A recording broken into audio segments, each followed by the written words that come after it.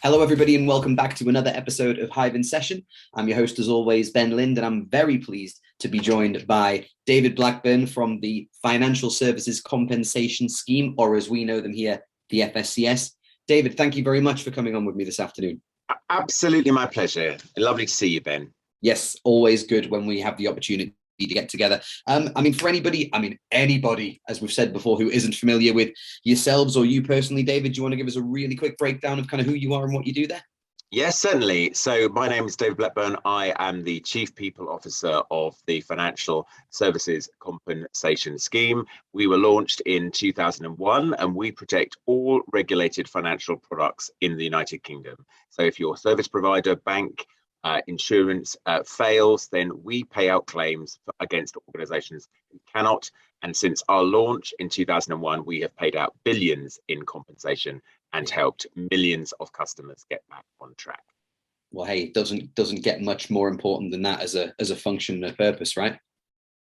Well, our mission is to provide a trusted compensation service for customers, which raises public confidence in the financial services industry. So we know all of our research says people make better and more informed choices when they know that the product that they are buying is protected. And we are unique internationally for the scope of the protection that we provide. So if it's regulated by the FCA, that's the first thing you need to check. That means it will be protected by the FSCS. Fantastic.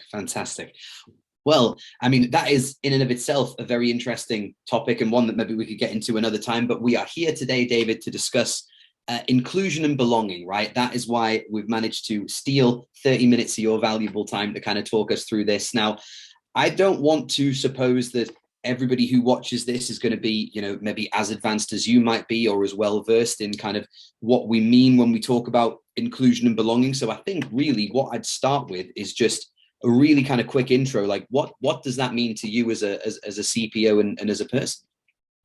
So inclusion, what do we mean by inclusion? So I think my personal definition is that an inclusive environment is where everyone can succeed in achieving both their personal and their professional goals.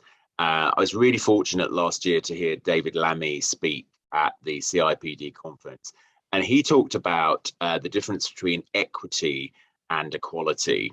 And equity is recognizing that we don't all start from the same place in our life journey, in our career journey, in our lived experience. So an inclusive environment is recognizing that what we want is a diverse population from lots of, so race, age, gender, socioeconomic background, all of those good things. We want everyone to be given the opportunity to start from the same place. Mm-hmm. And that once we've done that in an inclusive environment, everyone can succeed in achieving. And beyond that, belonging. So that's one thing. I want people to feel more than just feeling included. I want people to truly feel that they belong, because everything I've learned in my almost 25 years in HR tells me that people work better when they can be themselves. And you can really only be yourself in an environment where not just you feel included, but that you actually feel like you belong. Mm-hmm.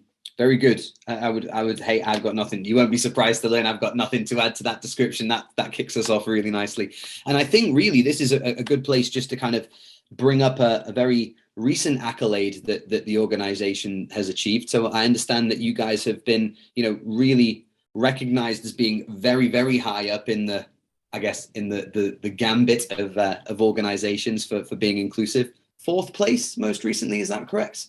Yes, we were very proud in December that we were recognised as the UK's 4th most inclusive employer in the top 50 inclusive employers in the UK. And the thing I'm really pleased about, Ben, is that actually that's journey. So we first started that process in 2019. It was the first year that we submitted our information for accreditation. We placed 40th in 2019. Wow. We placed 26th in 2020, and we placed 4th in 2021. So that's a 36-point increase in 3 years. Not bad going. And also last year, for the first time, we were recognised as a Times Top 50 employer for women. So Oh, yeah, that's we're cool. really, really proud. Yeah. So you'll be coming for that #1 spot next year, right? Oh yeah, watch this space. Well, maybe if we can kind of just touch on that a little bit, David. I mean, in terms of that kind of, it's been like you say, a 36-point jump in what has been a really kind of small window, and I'm sure nobody will have, neglected to have brought to their attention. It's been a very strange time as well, kind of since that first entry in 2019. So, I mean, straight off the bat, like what kind of, I suppose, kind of what sort of work goes into, first of all, looking to understand where you are, and then looking to kind of build on the on the data that comes back from that initial kind of exploration? Oh, good question. So I think that you are absolutely right to highlight that organizations have to understand, the starting point always is you have to understand the landscape and the demographic of your organization. You cannot have a strategy to drive change or to create an inclusive environment if you don't understand what your environment of the organization is today. So what percent, and that does break down to the core data. What is the diversity of your organization in terms of gender, age, race? One of the things that I'd also really encourage anyone listening to do is really to engage with your organization about why that data is important. Mm-hmm. So we've just done, we're coming to the end of a month-long campaign at the FSCS around exactly that point. Is you can tick a box that says, I would prefer not to say, I don't want to tell you what my religion is, I don't want to tell you what my sexual orientation is, I might not want to tell you the full details of my ethnic background. That is absolutely your own individual choice. But I would argue that if you genuinely believe that this is an inclusive organization and you believe that you belong, well, why wouldn't you? Because what we're really using it for is we're not sharing it more broadly. What we're using it for is to respond to things like the inclusive companies, but most importantly to say, are the things that we're doing, are the services that we're providing, is the support that we're generating, is it tailored to the needs of the community that exists in the organization? So absolutely, my first observation is that data is massively important. Mm-hmm. Secondly, what do you do with the data? And a lot of organizations have really lovely statements about inclusion. And they say, we are committed to being an inclusive employer and we want to drive diversity.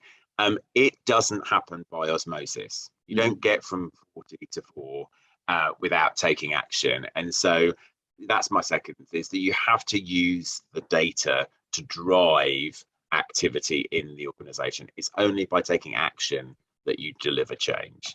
Absolutely. And there appears to be, I suppose, and again, not wanting to necessarily criticize those who might not be, as, I know progressive is a word that gets used a lot these days, but, courageous or brave, if you like. And, I think to your point there, it all does start as a conversation, and kind of the precursor to that conversation, in my opinion, is that courage, is seeking to understand, where you are as an organization, kind of accepting that you might get some challenging or perhaps, unexpected responses back, but ultimately, there's a commitment there to bring about some change. I think it's very easy. Often if you engage with senior leaders in an organization, and I've worked for, countless businesses over the years, is that you will go in and you will say, let's talk about inclusion and belonging. Or in the old days, we'd have probably said, well, let's talk about equal opportunities. That's how old I am. And, but what you would say is, and they will say to you, oh, there's no problem here, David. There's nothing to see. We're a very diverse and inclusive organization. And then you'll go to your first ever management offsite or leadership offsite, and you'll look around the room and go, everyone's a white man and there's only one woman. And, and you go, well, I'm not sure that this is quite what you've been telling me. And, in fairness, when I first joined the FSCS in 2013, that was exactly my experience. Now, it doesn't mean that the executive didn't understand.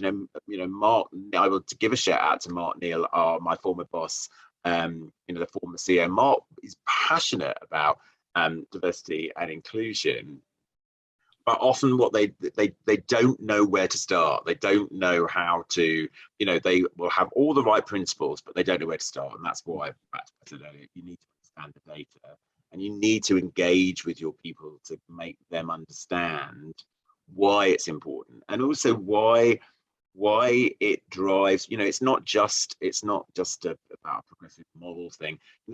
Every single piece of evidence, business-based data says diverse, inclusive organizations outperform those organizations that aren't.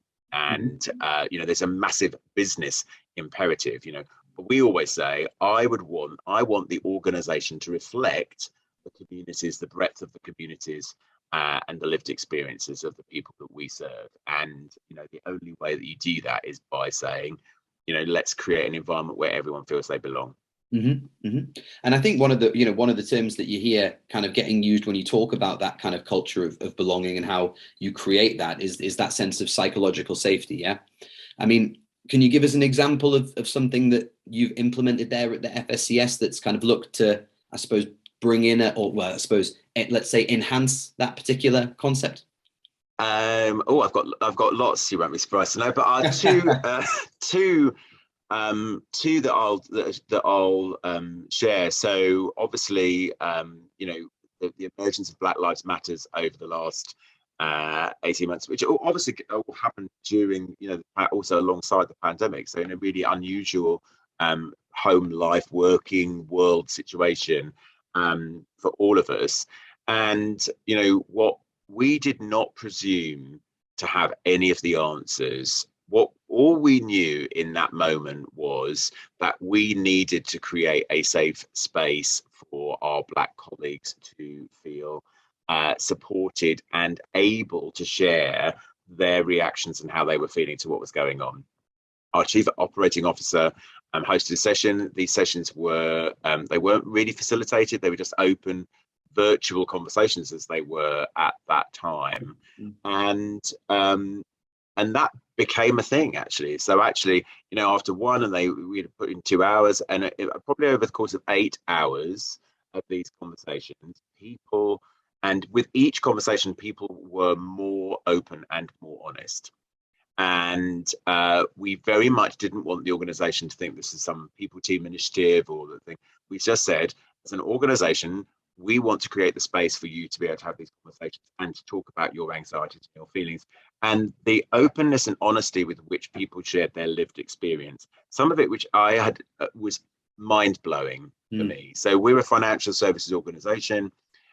We're based in the city, we're relatively prestigious. So actually when, 8 out of 10 of our Black male colleagues shared that they've been stopped by the police, for example, I mean, this is a lived experience that I have absolutely, it's mind-blowing. And what came out of those conversations was Black colleague led, they brought a number of recommendations to the executive. They presented to us. They said, we want to do 4 things. We want to use the term Black, not BAME.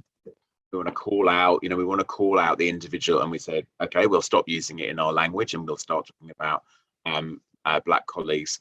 They wanted us to launch a sponsorship program. We're just about to go into year 2 of our sponsorship program. They wanted us to run training for the whole organization. We ran training for the whole organization. And, they themselves wanted also to be mentees. They wanted to get involved in a program to mentor and to think. Now, that wouldn't have happened. None of that. That was all entirely colleague-led. Not a single bit of that would have happened if people didn't feel able to put their hands up in meetings to say, I'm going to tell you what my lived experience. And the second example, because it's more recent, is we run a female leadership development program called Rise. We are in year 2. We just had finished our second year in the second cohort, and I was invited by my female colleagues on the program, along with our CEO, to join their closing out ceremony, which is virtual, where they talked about. They just went round, so the 8 women thing. I was in tears, Ben. I was in tears. Yeah.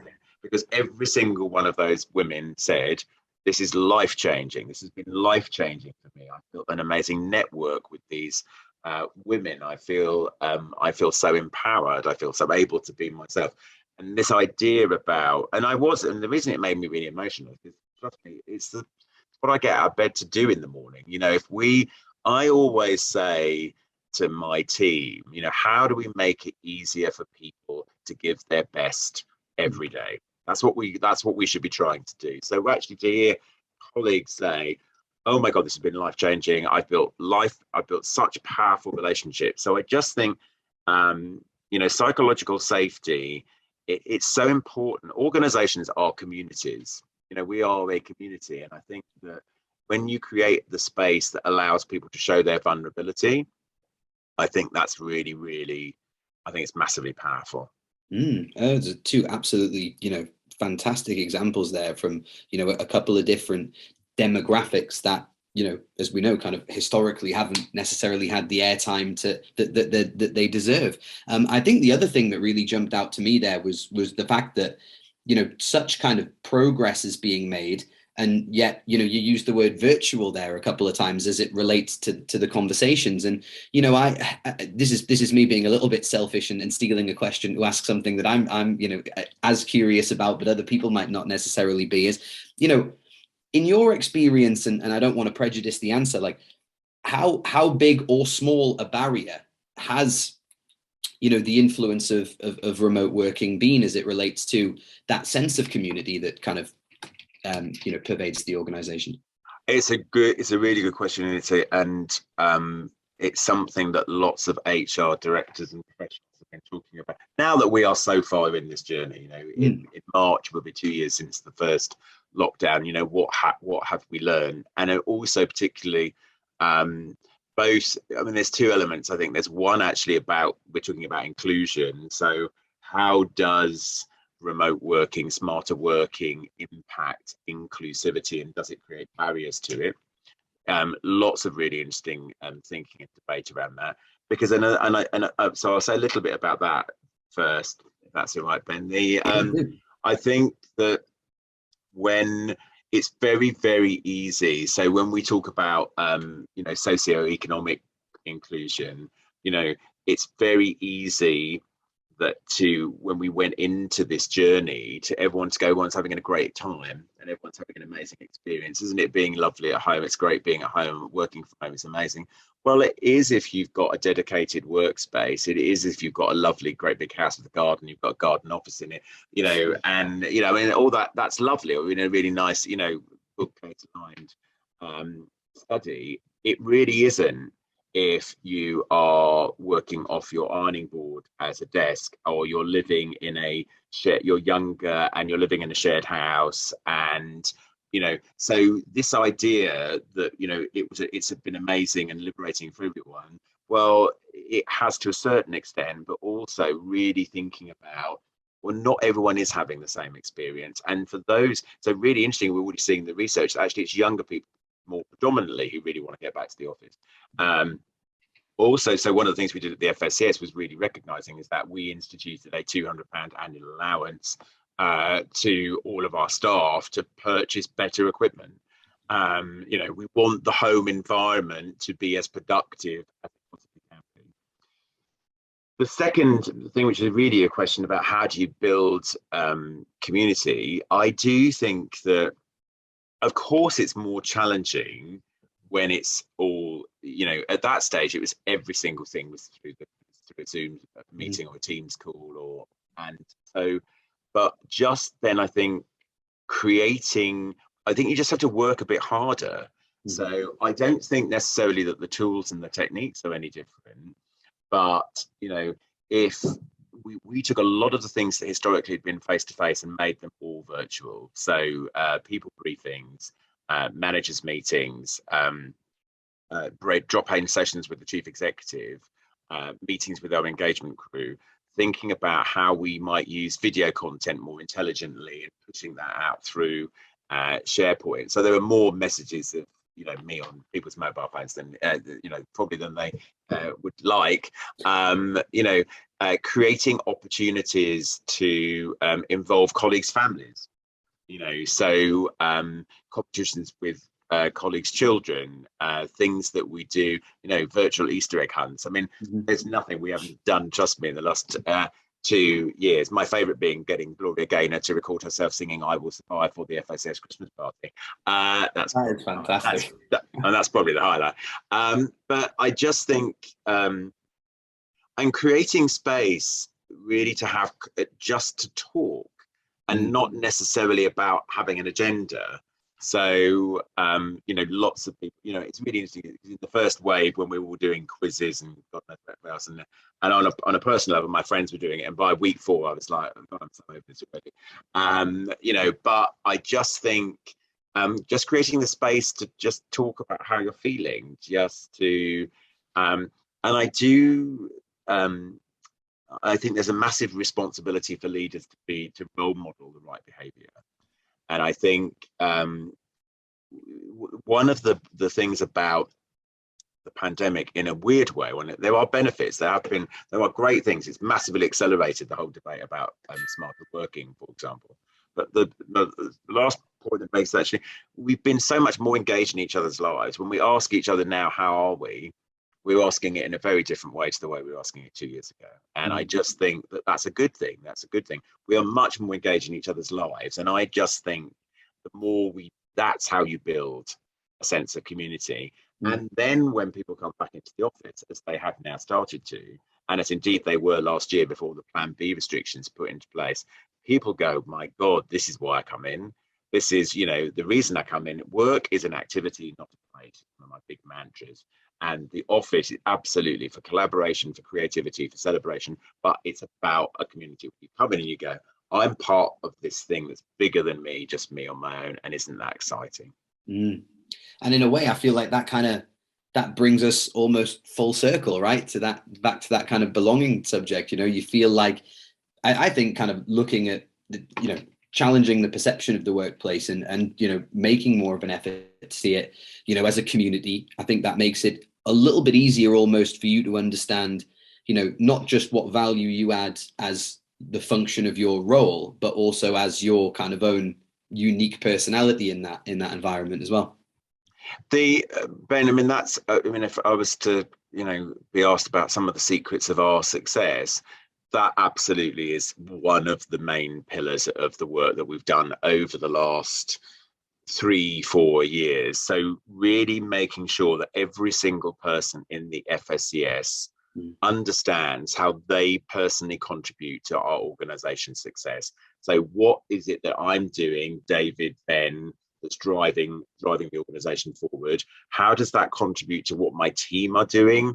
And then how does my team contribute to the organizational success? So actually that there is a golden thread all the way from our really high level strategic outcomes and our mission down to your personal contribution. It's a question we ask in our engagement survey.